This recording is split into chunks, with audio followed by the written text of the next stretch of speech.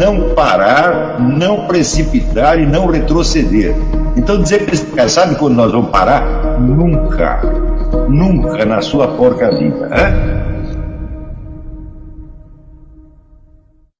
O canal tranquilo? Então, na nossa comunidade do YouTube a gente sempre deixa alguma postagem juntamente com alguns links de livros para vocês adquirirem.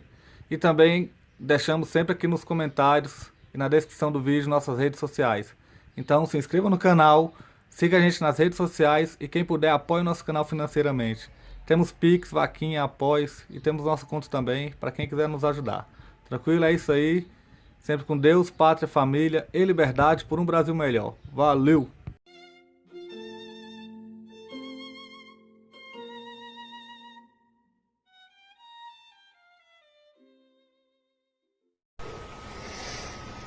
Você pode estar tentando dizer uma qualidade permanente dele, mas que não se identifica com o que ele é.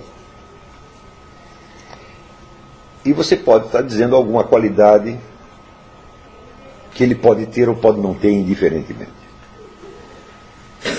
Por exemplo, para usar o exemplo que Aristóteles disse, se você diz que o homem é um animal racional, o animal que fala, você está definindo o que ele é. Você está dizendo o que ele é. Tá certo? Mas, se você diz que o homem é o bicho capaz de aprender gramática,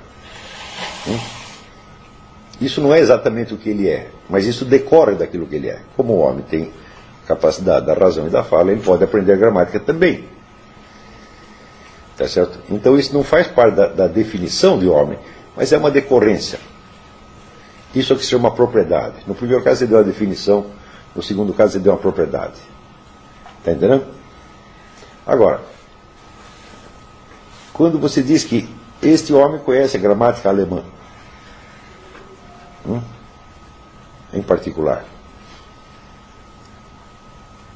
bom, qualquer pessoa pode conhecer ou não conhecer a gramática alemã, então isso aí é um acidente. Para que o acidente ocorra, é preciso que ele seja compatível com a natureza e com as propriedades do ser. Está compreendendo? Então é claro que você aprender a gramática alemã é compatível com a sua capacidade geral de aprender gramática, e isso é compatível com a sua qualidade de animal racional. Mas o acidente é aquilo que pode não acontecer. Você sabe perfeitamente que algumas pessoas estudaram gramática alemã e outras não. Está entendendo?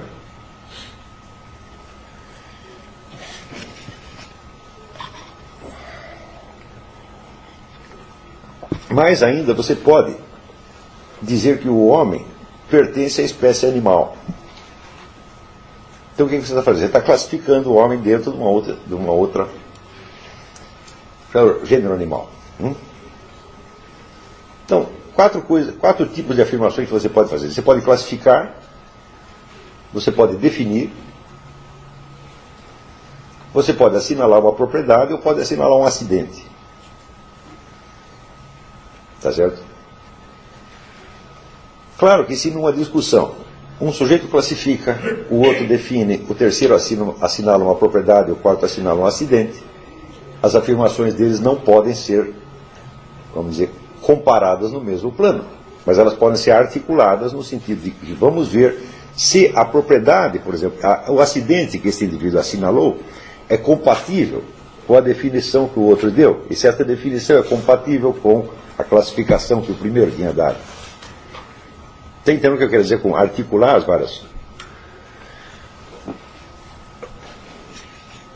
Muito bem, então, essas quatro coisas, o Aristóteles chamava os quatro predicáveis.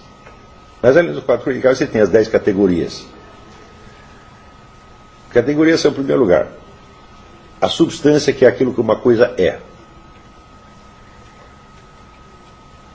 Aristóteles dizia que substância é aquilo que nem existe como parte de um outro e nem é uma qualidade que você predica do outro. Essa definição que ele dá é puramente técnica e para você reconhecer. Ele não está dizendo o que é uma substância, ele está dizendo como que você a reconhece no discurso.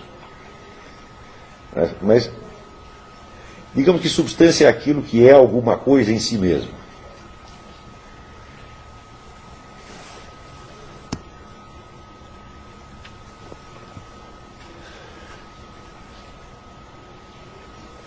Segundo, você tem as qualidades. Por exemplo, alto, gordo, baixo, magro, né? Ou as cores, por exemplo. Terceiro, você tem a quantidade.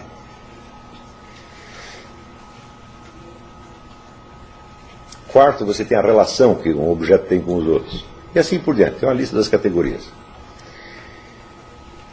Ora, as categorias são 10. Na verdade, Aristóteles dá uma lista mais simples que se reduz a 8. Né? As categorias são 8. E existem 4 predicáveis, quer dizer, 4 níveis diferentes no qual você pode predicar. Então, você tem aí 8 elevado à quarta potência. Então isso quer dizer que o conjunto das afirmações que se pode fazer vai se encaixar em algum lugar. Elas várias vão se encaixar em vários postos deste sistema das afirmações possíveis. Isso parece complicado, mas é uma coisa que no fundo todo mundo já sabe.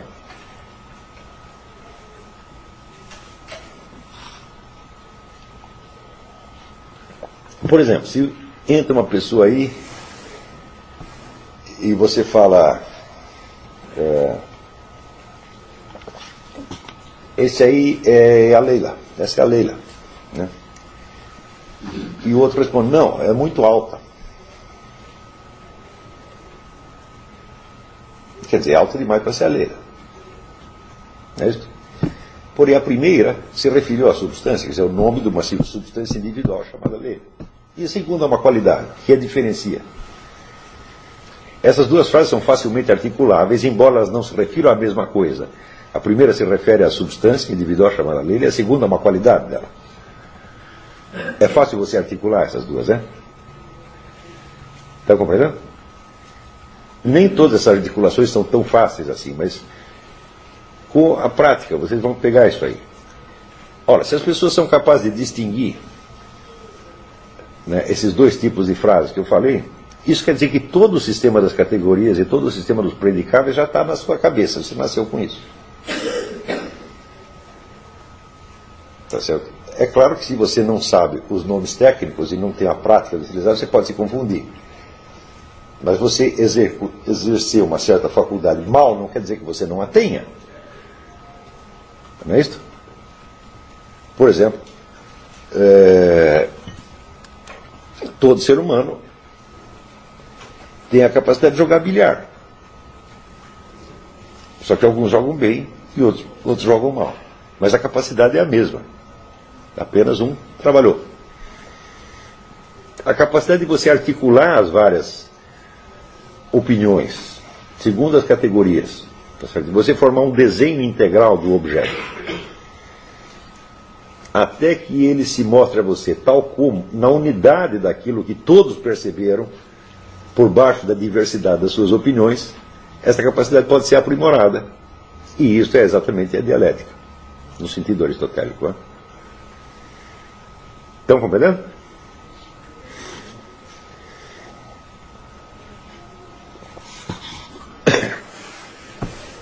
Eu não selecionei aqui nenhuma questão pública que a gente pudesse tomar como exercício. Tá certo? Mas se vocês tiverem alguma, se lembrarem alguma coisa e lembrarem 2 ou 3 opiniões a respeito, nós podemos tratar.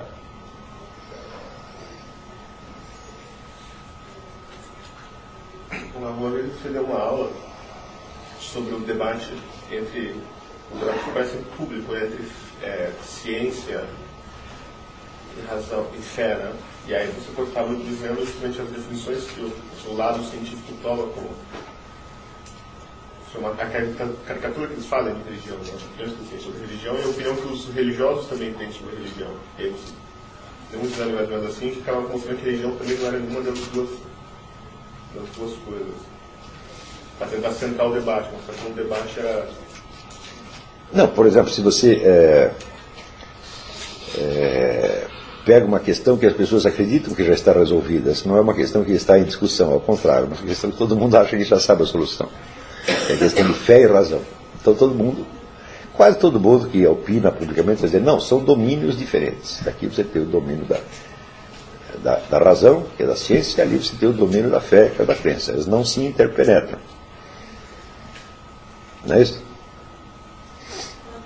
Então, isso aí é um acordo para uma divisão de território. Não é isso? Mas não vamos nem perguntar como é que surge historicamente isso aí.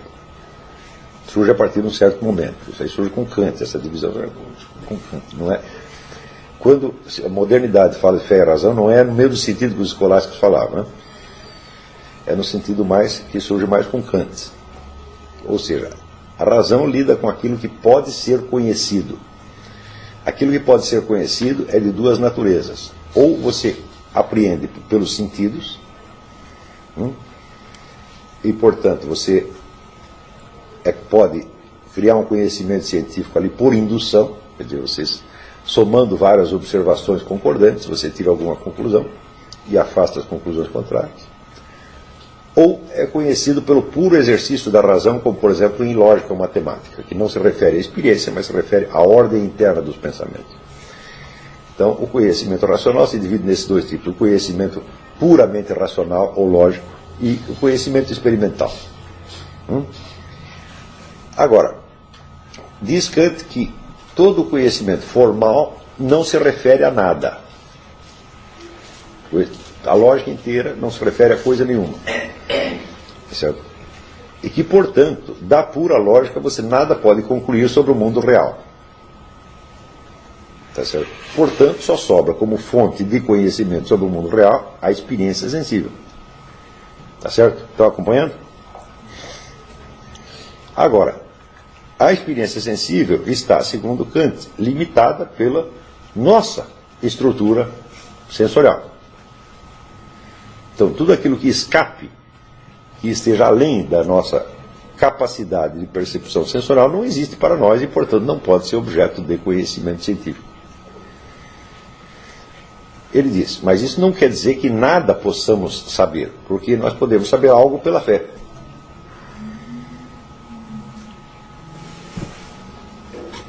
Supondo que você aceita os dados da fé. Não, tudo isso está muito bem, mas vamos ver se isso aí pode resolver a questão. Quando se diz que você tem fé em alguma coisa, por exemplo, eu tenho fé no Evangelho. Ele diz, mas por que você tem fé no Evangelho? Ele diz, porque é a palavra de Deus. E como é que você sabe que é a palavra de Deus? Também é porque você tem fé?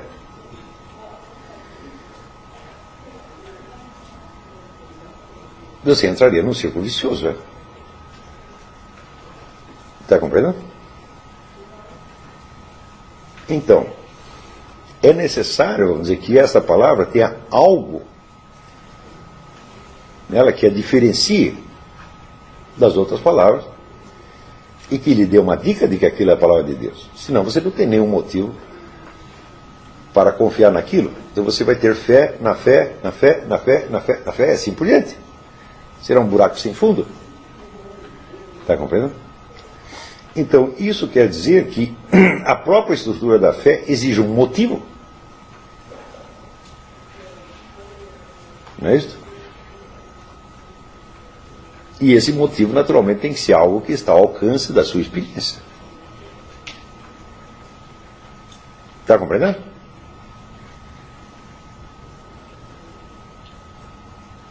Então, se você ler direitinho o Evangelho, você vê que está repleto de atos miraculosos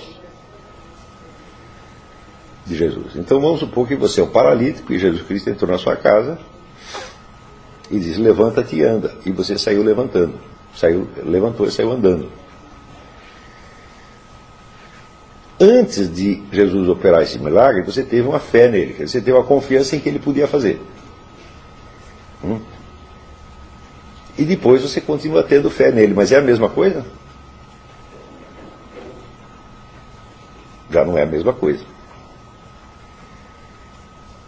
Então, de cara, nós não precisamos levar mais adiante esta investigação, mas é só para você ver que a distinção entre fé e ciência não é tão clara assim.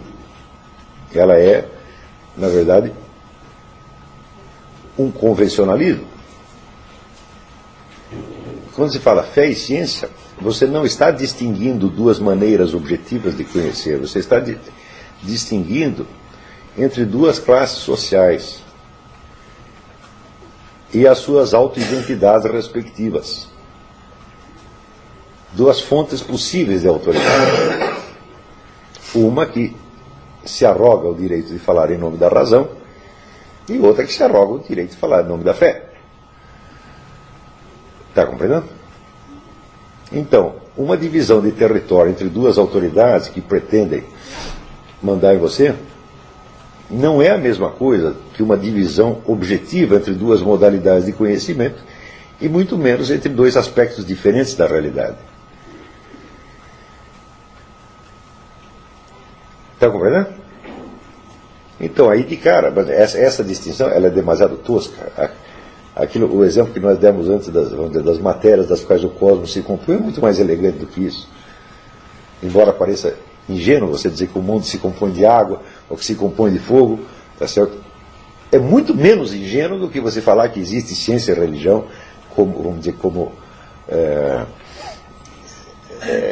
é que se diz? Universos separados, modalidades de conhecimento separados ou aspectos separados da realidade. Isso aí, de fato, não existe. E depois nós temos o seguinte, outro problema que complica mais ainda o negócio.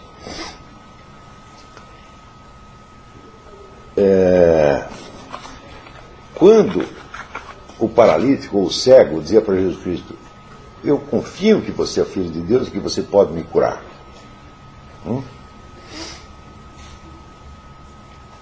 Ele estava confiando numa pessoa que estava presente.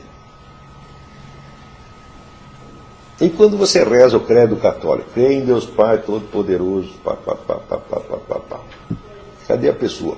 Você está confiando numa doutrina. Você está acreditando numa doutrina. Ora, acreditar numa doutrina é uma coisa, confiar numa pessoa é outra completamente diferente. Não é isso? Dá para entender? Para você confiar numa pessoa, você precisa ter uma doutrina, precisa ter uma teoria a respeito dela. Você precisa ter uma justificação racional ou dogmática de por que você confia nela. Claro que não. Então, isso quer dizer que a fé para aquelas pessoas que estavam presentes no lugar onde Jesus Cristo operou o milagre era uma coisa. E a fé para o sujeito que entra em cena 2000 anos depois, tá certo? É outra. Mesmo porque toda a doutrina cristã foi desenvolvida a partir da morte do nosso Senhor Jesus Cristo. Houve inúmeras discussões e concílios e papas, etc, etc. As pessoas chegavam a se esbofetear, se matar umas às outras por causa de uma divergência doutrinal, até chegar, vamos dizer, numa doutrina que, pior ainda, não está fechada, porque, segundo a Igreja, a formação do dogma é contínua. Pode continuar. Então, como é que você pode, vamos dizer, ingenuamente identificar a palavra fé nessas duas acepções? Não tem nada a ver com a outra. Então, qual dessas duas fés é diferente da ciência? Então você vê, claro, essa questão está toda podre. Não é nada disso. Aí, por esse lado nós não vamos chegar a coisíssima alguma.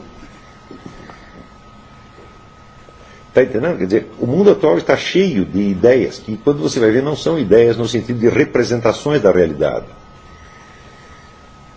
São autodefinições, tá certo?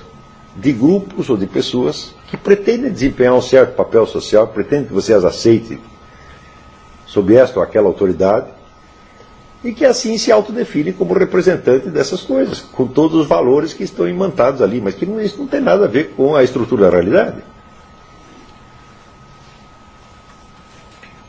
Estão entendendo?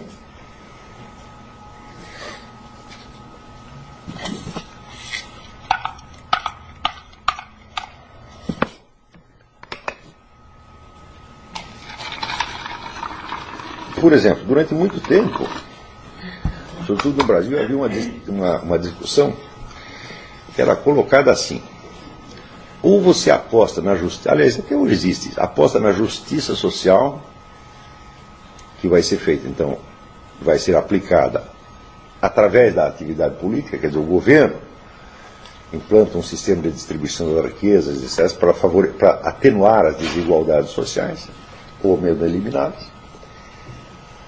Né? E, por outro lado, apostava na eficiência do sistema econômico, dizendo: você não precisa fazer justiça social nenhuma, você tem que deixar o sistema funcionar, o livre mercado funcionar, porque todo mundo vai ficar rico e a desigualdade se atenua por si mesmo. Né? E durante décadas, as pessoas se enfrentaram nessa base. Por exemplo, tinha os dois famosos economistas brasileiros, Celso Furtado e Roberto Campos, cada um representando uma dessas. Agora, pergunto eu, dá para colocar as coisas nesses termos? O que há em comum entre os dois? Quer dizer, um está apostando na intervenção do Estado e o outro está apostando na eficácia espontânea do sistema. Não é isso? Só que a finalidade buscada é mais ou menos a mesma nas duas.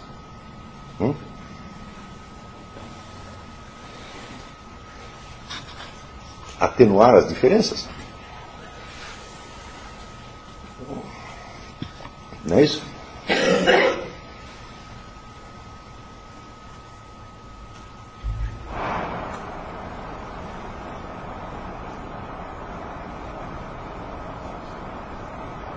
Vamos esperar acabar as operações técnicas aí.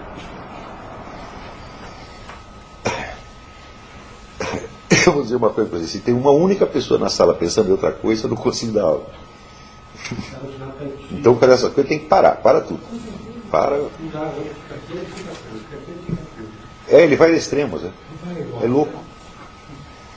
Não tem que nos conformar com isso mesmo. Mas vamos. Você pegou aí a questão que eu estava colocando, Guilherme? Sim. Pegou. Então, mais ou menos, eu digo que o debate nacional está empacado nessas duas coisas há aproximadamente 40 anos.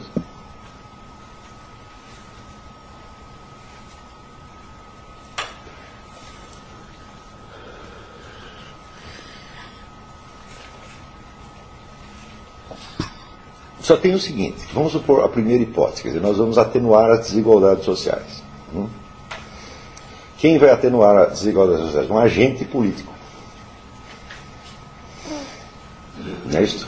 Então tem aqui o cidadão A, que é pobrezinho, e o cidadão B, que é rico. Existe uma diferença entre eles. Para eu entrar nesse conflito como agente e mudar a situação, eu tenho que ter mais poder do que os dois juntos. Portanto, eu tenho que ter mais dinheiro que os dois juntos. Não é simples de entender isso aí. Então, o agente que elimina a desigualdade, ele é ainda mais desigual. Sempre assim. É uma questão elementar de lógica. E, por outro lado, o funcionamento espontâneo do sistema, ele pode realmente melhorar a vida de todo mundo, pode tornar todo mundo mais ou menos rico. Porém, ao fazer isso, ele pode aumentar tremendamente a desigualdade. Se você pegar os milionários brasileiros, por exemplo, eles são pobres comparados com os milionários daqui.